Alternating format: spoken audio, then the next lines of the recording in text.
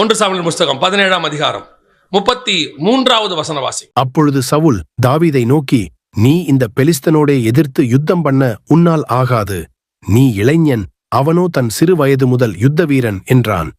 இப்போ உன் பிரச்சனை உன்னை டிஸ்கரேஜ் பண்ணி பார்த்தாங்க. என்ன பண்ணாங்க? டிஸ்கரேஜ். உனக்கு திமிரு, உனக்கு கொழுப்பு, உனக்கு தேவையா இதெல்லாம் அப்படின்னு சொல்லுவாங்க. இப்போ அதில் நீங்கள் தாண்டிடுவீங்க. ஒரு இடத்துல நம்மகிட்ட இருக்க இன்னொரு பெரிய ப்ளஸ் பாயிண்ட், ஆவியானவர் இருக்க நம்மகிட்ட ஆவியானவர் வச்சிருக்க ஒரு பெரிய கிஃப்ட் என்ன தெரியுமா?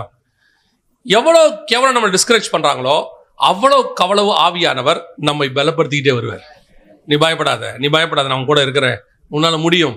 பாருங்க, மிகப்பெரிய யுத்த வீரன் யோசுவா, மிகப்பெரிய யுத்த வீரன், 40 வருஷம் மோசே கூட இருந்திருக்கிறார். ஸோ எல்லா எக்ஸ்பீரியன்ஸ் இருக்கு, 40 years எக்ஸ்பீரியன்ஸ் ப்ளஸ் நல்ல ஒரு யுத்த வீரன். ஆனால் நீங்கள் 1ஆம் அதிகாரம் யோசுவா புஸ்தகத்தை போய் பாருங்க. யோசுவா கிட்ட இருந்த ஒரே பிரச்சனை பயம். திருப்பி சொல்வாரு, பயப்படாதே, நான் மோசையோடு கூட இருந்தது போலவே உன்னோடு கூட இருப்பேன். அவ்வளவு பயம். காரணம் என்ன? எனக்கு என்ன தகுதி இருக்குதுங்கிறதுலாம் ரெண்டாவது, என்கிட்ட கொடுத்த பொறுப்பு பெருசு. ஆட்டோமேட்டிக்கா நமக்கு என்ன வரும்? ஒரு பயம் வரும், ஒரு டிஸ்கரேஜ். இது வேற விதம். இது என்ன பண்ணுவான் தெரியுமா? ஏம்பா, உன்னால முடியும்னு நினைக்கிற, சரி ஓகே, வந்துட்ட, பார்த்து பண்ணு, இது ரொம்ப பெரிய ஊழியம், இதை எப்படி பண்ணுவ, இதை யாரெல்லாம் பண்ணியிருக்கா தெரியுமா, அந்த இடத்துல நீ வந்திருக்கிறிய, உன்னால நடக்குமா அப்படிங்கப்பா.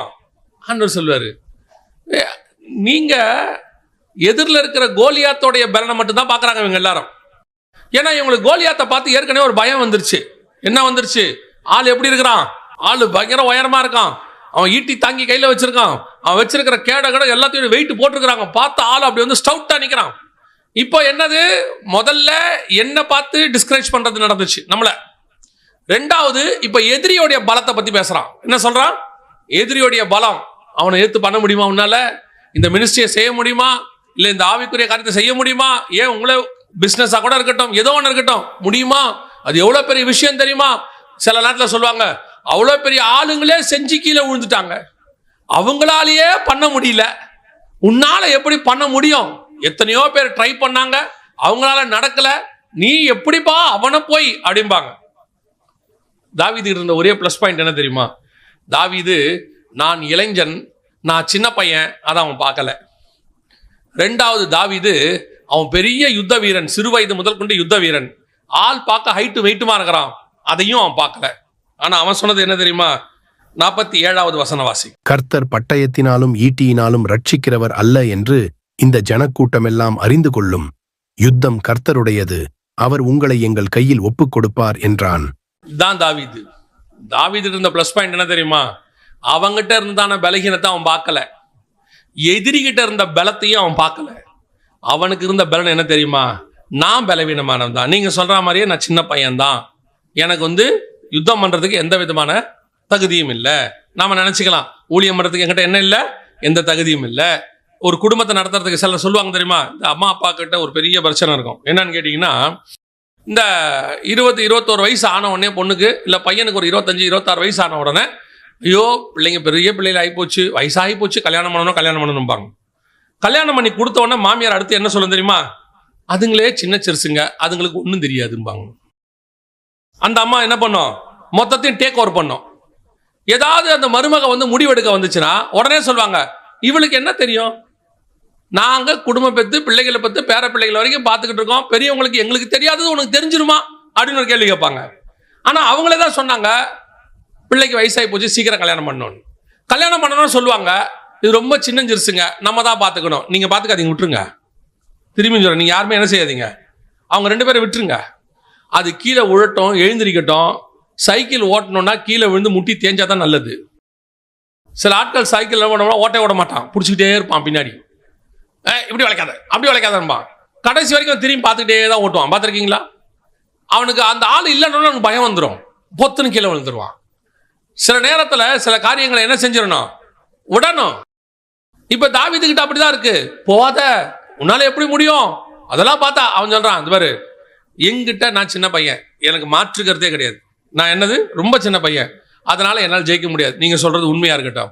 ரெண்டாவது, கோலியாத்து பெரிய ஆளு, அதுவும் இருக்கட்டும், அவன் சிறு வயது யுத்த வீரன், அதனால இல்லைன்னு சொல்லல, அதெல்லாம் ஃபேக்ட், பிராக்டிக்கல், ஆள் அப்படிதான் இருக்கான். ஆனா ஒன்னு சொல்லட்டுமா அப்படிங்கிறான். என்ன? நான் ஏன் குறையும் பார்க்கல, நான் அவன் பலத்தையும் பார்க்கல, ஆனா என்ன ஒருத்தர் அனுப்புறார் தெரியுமா? அவர் என்னிலும் பெரியவராய் இருக்கிறார், அவனிலும் பெரியவராய் இருக்கிறார். என்னில் இருக்கிறவர் உலகத்தில் இருக்கிறவனிலும் பெரியவர். அனுப்புகிறவர் நான் அல்லவா? உன்னை அனுப்புகிறவர் நான் அல்லவா? நீ உன் பலத்தை நம்பி போகாத. சில நேரங்கள்ல எனக்கு நிறைய விஷயங்கள் பைபிள்ல தெரியாது, இன்னும் தெரியாது. அந்த நேரங்களெல்லாம் கர்த்தர் தான் உதவி செய்வார். எப்படி இந்த தாட் வருதுன்னு தெரியாது, அது எனக்கும் புதுசாக தான் இருக்கும். நின்று கேட்டிருக்கும் போது வரும். ஒன்று மட்டும் நிச்சயம், நான் அல்ல, என்னை அனுப்புகிறவர் பெரியவர். அதே தேவன் தான் உங்களுக்கும் சொல்லுகிறார். உங்ககிட்ட இருக்கிற குறைய பார்க்கவே பார்க்காத. எனக்கு அது வராது, இது வராது, பேச வராது, எனக்கு எந்த டேலண்ட்டும் இல்லை. இன்னொன்று இருக்கு, டேலண்ட் இருந்தாலும் பார்க்காத. ஒன்றும் பிரச்சனை இல்லை, நமக்கு இப்படி இதை வச்சு பொழப்பு நடத்திடலாம், ஓடிடலாம், பாடுவேன், நல்லா பாடுவோம், கீபோர்டு வாசிக்க தெரியும், அப்படியே வர்ஷிப் கிருஷிப் பண்ணி போயிடலாம். நீ தீந்த தொலைஞ்ச. ஒன்று மட்டும் நல்லா தெரிஞ்சுக்கணும், என் கையில் இருக்குது ஒரு கல்லும் கவனம். இதை வச்சுக்கிட்டு தான் நான் ஓட்ட போறேன். இதை வச்சுக்கிட்டு எப்படி தாவீது ஓட்டுவேன்? இதை வச்சுக்கிட்டு ஓட்ட முடியாது. ஆனா இதை வச்சுக்கிட்டு என்னை அனுப்புற ஒருத்தர் இருக்கிறாரு, அவர் ஓட்டுவார். அவருக்கு தெரியும் இதை வச்சுக்கிட்டு என்ன செய்யணும்னு தெரியும். ஏப்பா அவன் கத்தி ஈட்டி கீட்டி இப்படி யோசித்து பாருங்களேன். அவன் அப்படி வரான், கத்தி ஈட்டி கீட்டி இல்லை எடுத்துட்டு வரான். தாவீது இப்படி சுத்திக்கிட்டே போறாரு, கயிறு சுத்திட்டு. தூரத்துல இருந்து பாக்குறவன் என்ன சொல்லுவான்? கோலியாத்தை விட்டுருங்க. அவன் கேட்கறான், நாயாடா நான் கேட்கறான், அதை விட்டுருங்க. தூரத்துல இருந்து பாக்குறவன் என்ன சொல்லுவான்? இவ்வளோ பெரிய சேனையும் அமைதியா பொறுமையா நிக்குது, ஆனானப்பட்ட சவுலே போய் மறைஞ்சு உக்காந்துட்டான், ஒளிஞ்சு ஓடிட்டான், பயந்துக்கிட்டு வெளியே வராம இருக்கிறான். சமஸ்த இஸ்ரவேல்லே அவன் தான் உயரம், அவனே பயந்து போய் நிக்கிறான். இது பாரு, ஒரு வாண்டு ஒன்று நடுவில் போய் நிக்குது பாரு. சில நேரத்தில் பார்த்தீங்கன்னு சொன்னா, இந்த பெரிய பெரிய சிங்கம்லாம் இருக்கும்ல, அதுக்கு முன்னாடி போய் இந்த நாய் குலைச்சிட்டு நிற்கும் பார்த்துறீங்களா? அந்த சிங்கத்துக்கு எப்படி இருக்கும் தெரியுமா? செம்ம டென்ஷனாக இருக்கும். ஆனால் ஒரு மனுஷனுக்கு இல்லாத தைரியம் அந்த நாய்க்கு இருக்குதா இல்லையா? இப்போ நம்ம ப்ராக்டிக்கலாக யோசிப்போம், நாய்க்கு என்னங்க தெரியும், சிங்கம் அடிச்சா என்ன ஆகும், அது அடிச்சா என்ன ஆகுன்றதுலாம் ரெண்டாவது. அதுக்கு ஒரு தைரியம் இருக்குல்ல, அந்த தைரியம் தான் உனக்கு எனக்கு வேணும். தன் சுய தைரியத்தில் நாய் போய் இப்படி நிற்குமானால், சர்வ வல்லமை உள்ளவர் என்னோடு கூட இருக்கிறார், அவர் என்னை அனுப்புகிறார், நான் தைரியமா போறேன். என் கையில் இருக்குது கல்லா இருந்தா என்ன, என் கையில் இருக்குது ஒரு கவனா இருந்தா என்ன, எனக்கு ஒரு சின்ன டேலண்டா இருந்தா என்ன, இல்லை எனக்கு எதுவுமே இல்லாட்டின்னு தான் என்ன. ஒரு பிரசங்கியா இருந்தார் வெளிநாட்டில், அவருக்கு பிரசங்கம் பண்ண வராது. கர்த்தர் சொல்லிட்டாரு, நீ போய் சுவிசேஷம் சொல்லு, நான் உன்னை எடுத்து பயன்படுத்துவேன். அவர் மனைவி நல்ல பிரசங்கம் பண்ணுவாங்க, ஆனால் இவருக்கு பிரசங்கமே வராது. உங்களுக்கு தெரியுமா, அவர் என்ன பண்ணுவாருன்னா, பிரசங்கத்தை மொத்தத்தையும் எழுதுவார், மொத்த பிரசங்கத்தையும் எழுதுவார், மைக்கில் வச்சு படிப்பார். பிரசங்கம் பண்ண மாட்டார், எழுதுனதை வச்சு படிப்பார். அவர் படிக்க படிக்க ஜனங்க அழுது ஒப்பு கொடுப்பாங்க. எப்படி நடக்கும்னே தெரியாது. சில பிரசங்கியார் ஏற்ற தாழ்வை ஏற்றி இறக்கி சவுண்டை போட்டு முழக்கி 300 அல்லேலூயா சொல்லி 3000 ஸ்தோத்திரம் சொல்லி எல்லாம் பண்ணி நடக்காத ஒரு விஷயம் அந்த மனுஷன் 30 நிமிஷம் தான் பேசுவார்.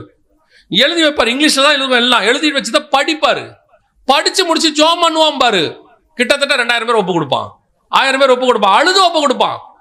இப்ப இதுல எங்க இருக்கு சொல்லுங்க? இதுல என்ன இருக்கு? எழுதி கொண்டாந்து படிக்கும் போது பிரசங்கமா, அது ஒரு பேச்சு போட்டி மாதிரி பார்த்து படிக்கிறது. ஆனால் அதற்கு நடுவில் கிரியை செய்கிறவர் ஒருத்தர் இருக்கிறார். அதனால தான் நான் எப்பவும் சொல்வேன், யாருடைய பிரசங்கத்திலையும் எவ்வளவு டீப் இருக்கு, என்ன தாட் இருக்குங்கிறதுலாம் ரெண்டாவது, அதுல ஆவியானவர் இருக்கிறாராங்கிறதா முதல்ல. நீங்க பயங்கர டீப்பா தியானிச்சு கொண்டு வந்து பண்ணி அந்த இடத்துல ஆவியானவருங்க கூட இல்லைன்னு வச்சுக்கோங்க, அது ஒண்ணுமே இல்லாம போயிடும். நம்ம நினைச்சிட்டு போவோம், இன்னைக்கு செம்ம தாட்டு கொடுத்துருக்காரு ஆண்டவர், ரொம்ப டீப்பா இருக்கு, கொண்டு போய் நின்னா அப்படி ஜனங்க மத்தியில ஒரு பெரிய அலை உண்டாகும்னு. அவன் பாத்தீங்கன்னா அப்படியே உட்காந்து பார்த்துட்டே இருப்பான். ஐயா என்ன பேசுறாருன்னு புரியலையே, ரொம்ப டீப்பா இருக்கு. நாங்க பைபிள் ஸ்டடி எடுப்போம். நான் ஒரு விஷயத்த மட்டும் நல்லா கத்துக்கிட்டேன். என்ன கத்துக்கிட்டேன்னா, நீங்க என்ன தியானிச்சாலும் புரிய வைக்கிறவர் பரிசுத்த ஆவியானவர் தான். அவர் புரிய வச்சா தான் அவனுக்கு புரியும். இல்லைன்னா புரியலன்னு வச்சுக்கோங்க, உங்க பிரசங்கம் வேஸ்ட். நீங்க பிரசங்கம் பண்ணி என்ன பிரயோஜனம்? எதுக்கு பண்ணணும்? வந்தவனுக்கு புரியணும், அவன் மனம் திரும்பணும், மாறணும், அடுத்த கட்டத்துக்கு போகணும். அது அவனுக்கு புரியலன்னா அந்த பிரசங்கத்தோட பிரயோஜனம் என்ன? அப்போ இதுக்கு நடுவில் கிரியை செய்கிறவர் யாருன்னு கேட்டீங்கன்னா, உங்களோடு இருக்கிற ஆவியானவர். இதைத்தான் தாவீது புரிஞ்சுக்கிட்டான். நீ நிந்தித்த இஸ்ரவேலின் தேவனாகிய சேனைகளின் கர்த்தருடைய நாமத்தில் நான் வருகிறேன், அதுல நான் வரேன். இல்ல நீ உங்கள்கிட்ட கல் இருக்கு, ஆமா என்கிட்ட கல்லு தான் இருக்கு. இல்ல இதை வச்சு என்ன பண்ணுவேன்? எனக்கு ஒண்ணு தெரியும், கல்லை சுத்தி அடிக்க தெரியும், நான் அடிச்சுக்கிறேன். இல்ல நாங்க வில்லுலாம் விடுவோம், நீ விட்டுக்க. நாங்க ஈட்டி எறிவோம், எரிஞ்சுக்க. அப்புறம் என்ன பண்ணுவேன்? நான் கல் அடிப்பேன். முடிவு சக்சஸ் எங்க பக்கம் தான் இருக்கும். அவ்வளவுதான். இப்ப ரெண்டாவது உங்களுக்கு என்ன பிரச்சனை இருக்கும் தெரியுமா? உங்ககிட்ட இருக்கிற நெகட்டிவிட்டியை பேசுவாங்க, எதிரிகிட்ட இருக்க பலத்தை பத்தி பேசுவாங்க, ஆகாதுன்னு சொல்லுவாங்க, நடக்காதுன்னு சொல்லுவாங்க, உன்னால முடியாதும்பாங்க. நீ தைரியமா ஃபேஸ் பண்ணு. ஆண்டவருடைய நாமத்தை கொண்டு நான் உனக்கு சொல்லுகிறேன், கர்த்தர் அழைத்தவனை ஒரு நாளும் கர்த்தர் கைவிட்டதில்லை. பேதுருவை இறங்கி நடக்க சொல்வார், அவன் நடப்பான், தண்ணியில மூழ்குவான், ஆனா தூக்கிடுவாரு. நடக்க வைப்பாரு, முடியல, மூழ்கிறவன் தூக்கிடுவார். ஆக மொத்தத்துல உன்னை மூழ்கி சாகடிக்க மட்டும் மாட்டவே மாட்டார். அப்படிப்பட்ட தேவன் இருக்கும்போது நீ ஏன் பயப்படணும்? இறங்கி நடந்துட வேண்டியதான். எதிரி என்ன வேணா இருந்துட்டு போட்டோம், நிக்கிறவன் யார வேணா இருக்கட்டும். சில நேரங்களில் கொண்டு போயிட்டு ஒரு நாள் ஒரு ஆண்டவர் என்ன பண்ணிவிட்டாரு, ஒரு பெரிய பாஸ்டர்ஸோட, அதாவது ஒரு பைபிள் காலேஜ் பாஸ்டர்ஸ் மதியில் கொண்டு போய் நிறுத்தி விட்டார். எல்லாம் பார்த்தீங்கன்னா சும்மா பைபிள் ஸ்காலர்ஸ் அப்படியே உட்காந்துருக்குறாங்க. அந்த பிரசங்கத்தை எல்லாம் பண்ணி முடிச்சாச்சு. அவங்க கிட்ட நிக்கிறதுக்கு முதல்ல நமக்கு தகுதி கிடையாது. அவங்கலாம் வந்து பிடெக் எம்டெக்லாம் முடிச்சு பயங்கரமான ஸ்காலர்ஸ். அவங்க மத்தியில் போய் நிற்கவே நமக்கு இல்லை. அவங்கள நம்ம இன்ட்ரடியூஸ் பண்ணும்போது சொல்றாங்க, அவர் எஸ்கட்டாலஜி அப்படின்னா என்னன்னு கேட்டா, எஸ்கட்டாலஜினா என்ன? ஆனால் வெளிப்படுத்தின விசேஷம். ஓ அதானா? அப்போதான் நமக்கே தெரியுது. Okay right. கொண்டு போய் நிறுத்திட்டாங்க, பிரசங்கம் பண்ணி முடிச்சாச்சு. ஆனால் ஒன்று மட்டும் நான் எப்பவும் சொல்வேன், ஆண்டவரே எனக்கு ஒன்றும் தெரியாது, அங்கே என்ன பேச போறோம் தெரியாது. நம்மகிட்ட இருக்க பிரசங்கம் ஒரே பிரசங்கம் தான், இயேசு கிறிஸ்து வருகிறார், அவ்வளோதான். அதை எங்கே எப்படி பிரசன்ட் பண்ணணும்னு ஆவியானவருக்கு தான் தெரியும். முடிஞ்ச உடனே அங்கேருந்து அவங்க வந்து உலகத்தில் உள்ள இந்த பைபிள் காலேஜஸ்க்கெல்லாம் போவாங்க, போய் பிரசங்கம் பண்ணுவாங்க, கெஸ்ட் ஸ்பீக்கர், கெஸ்ட் டீச்சர் மாதிரி. அவங்க சொன்னாங்க முடிச்சுட்டு வந்த உடனே, பிரதர் உங்கள் டீச்சிங் ஸ்கில் நல்லா இருக்கு, நீங்கள் நல்லா டீச் பண்ணுறீங்கன்னாங்க. அப்போ தான் தெரியும் நம்ம டீச்சர்லாம் வேற பண்ணுறோம் அப்படின்னு. நமக்கு எப்பவும் பிரசங்கம் தான், அவ்வளோதான். நமக்கு தெரிஞ்சது அவ்வளோதான், நம்ம டீச்சர்லாம் கிடையாது. நமக்கு தெரிஞ்சது பிரசங்கம். அப்புறம் தான் தெரியும் நம்ம பண்ணுற டீச்சிங்னு. எதுக்கு சொல்கிறேன்? நம்ம கிட்ட இருக்கிறது கவன்கள் தான், அதை பயன்படுத்துகிறவர் ஒருத்தர் உட்கார்ந்துருக்கிறார் மேலே. அல்லேலூயா. அவர் யூஸ் பண்ணுவார். நீ தைரியமா அடிச்சுக்கிட்டே இரு. ஆளை பார்த்து கல்ல மாத்தாத. ஓ ஒருவேளை இவருக்கு கல்லு பத்தாது, இவருக்கு கத்தி வேணுமா, அதெல்லாம் இல்லை. நம்ம கிட்ட என்ன இருக்கு? கல்ல விட்டுட்டே இருக்கு. கல்ல ஒரு நாள் வரும், கர்த்தர் உன்னை பட்டயத்தை எடுக்க சொல்வார், அன்னைக்கு பட்டயத்தை எடு. அதனால வெறும் கல்லோடைய வாழ்க்கை ஓட்டணும் அர்த்தம் இல்லை. இந்த வசனம் என்ன சொல்லுது பாருங்க, 1 சாமுவேல் புஸ்தகம் 17ஆம் அதிகாரம் 50வது வசனம் வாசிங்க பார்ப்போம். இவ்விதமாக தாவீது ஒரு கவணினாலும் ஒரு கல்லினாலும் பெலிஸ்தனை மேற்கொண்டு அவனை மடங்கடித்து அவனை கொன்று போட்டான். தாவீதின் கையில் பட்டயம் இல்லாதிருந்தது. இப்ப என்ன இல்ல? பட்டயம் இல்ல. இது அடுத்த பாயிண்ட். என்ன பாயிண்ட் தெரியுமா? எங்கிட்ட ஒரு கல் இருந்துச்சு, கர்த்தர் யூஸ் பண்ண சொன்னாரு, அவன் விழுந்துட்டான். ஆனால் இன்னும் கோலியாத் முழுவதுமாக வீழ்த்தப்படவில்லை. நல்லா கவனிச்சுக்கோங்க, கோலியாத் இன்னும் முழுவதுமாக. இது எப்ப நடக்கும் தெரியுமா? இதை செஞ்ச உடனே 51வது வசனம் வாசிங்க. ஆகையால் தாவீது பெலிஸ்தன் அண்டையில் ஓடி அவன் மேல் நின்று அவன் பட்டயத்தை எடுத்து அதை அதன் உரையிலிருந்து உருவி அவனை கொன்று அதனாலே அவன் தலையை வெட்டி போட்டான். அப்பொழுது தங்கள் வீரன் செத்துப்போனான் என்று பெலிஸ்தர் கண்டு ஓடி போனார்கள். தலை தனியா வந்தாதான் வெற்றி முழுசாச்சுன்னு அர்த்தம். இப்போ வெற்றி ஸ்டார்ட் ஆயிருக்குது, கீழே விழுந்துட்டான். ஆனா தலை என்ன ஆகணும்? தனியாகணும். தலை தனியாகிறதுக்கு கல்லு பத்தாது. தலை தனியாகிறதுக்கு என்ன செய்யாது? கல்லு பத்தாது. கல்லு வீழ்த்தறதுக்கு தான் பத்தம். ஆனா வெற்றி முழுமை பெற வேண்டுமென்றால் உனக்கு என்ன தேவைப்படுகிறது? பட்டயம் தேவைப்படுகிறது. பட்டயம் இல்லாமல் வெற்றி முழுமை பெறாது. இப்பவும் சொல்றேன், கடைசியாக நான் சொல்லிட்டு முடிக்கிறேங்க. நீங்க எப்பவுமே ஊழியத்தின் பாதையா இருக்கட்டும், எந்த ஒரு காரியமா இருக்கட்டும், நீங்க ஸ்டார்ட் பண்ணும்போது உங்ககிட்ட இருக்கிறது குறைவாக இருக்கும். ஒரு கிருபை ஆண்டவர் ஏதோ ஒன்று கொடுத்துருப்பாரு, அதோட ஓடுவீங்க. ஆனால் நீங்கள் அதோடு மட்டுமே ஓடிக்கொண்டிருக்கக்கூடாது. இது போதும் அப்படின்னு இருக்கக்கூடாது. எதுல உங்களை கர்த்தர் கொண்டு போறாரோ அதுல நீங்க அடுத்த கட்டத்துக்கு போறதுக்கு நீங்கள் முயற்சி செய்யணும். அடுத்த கட்டத்தை விரும்பணும். இப்போ ஒரு உதாரணத்துக்கு சொல்றேன். தாவீது ஒரு கல் எடுத்து கோலியாத்தை அடிச்சிட்டாரு, கோலியாத்து விழுந்துட்டாரு. இன்னும் தாவீது எத்தனை கல் இருக்குது? மிச்சம் 4 கல் இருக்குது. இப்ப தாவீது சொல்லலாம், நோ ப்ராப்ளம்பா, இனி 4 கல் இருக்கு, இனி எவன் வந்தாலும் கல்லில் அடிக்கிறோம், எவன் வந்தாலும் என்ன பண்றோம்? கல்லில் அடிக்கிறோம். ஆண்டவர் சொல்றாரு, எத்தனை வருஷம் தான் கல்லிலேயே ஓட்டிக்கிட்டு இருப்ப? சில ஆட்கள்கிட்ட இந்த ப்ராப்ளம் இருக்கு. என்ன தெரியுமா? ஊழியத்துல அவங்களுக்கு ஒரு கிருபை இருக்கும், ஏதோ ஒன்று கொடுத்தா ஆண்டவர் கூட்டிட்டு வருவார். ஆனால் கூட்டிட்டு வந்தவர் அந்த கிருபையை அதே லாஸ்ட் வரைக்கும் நீ அதை வச்சுக்கிட்டே ஓட்டணும்னு விரும்ப மாட்டாரு. உன்னை அடுத்த கட்டத்துக்கு கொண்டு போக விரும்புவார். இன்னும் நீ அதுல என்ன ஆகணும்?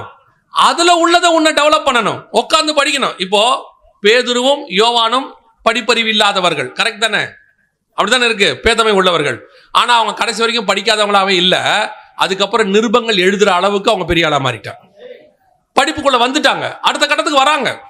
இதுதான் ஊழியத்தில் நம்ம செய்ய வேண்டிய அடுத்தது. சில ஆட்கள் பார்த்தீங்கன்னு சொன்னா ஏதோ ஒன்றை கர்த்தர் யூஸ் பண்ண ஆரம்பிச்சிட்டா போதும், இதை வச்சுக்கிட்டே வாழ்நாள் முழுக்க ஓட்டிடலாம் அப்படின்னு நினைப்பாங்க. ஓட முடியாது.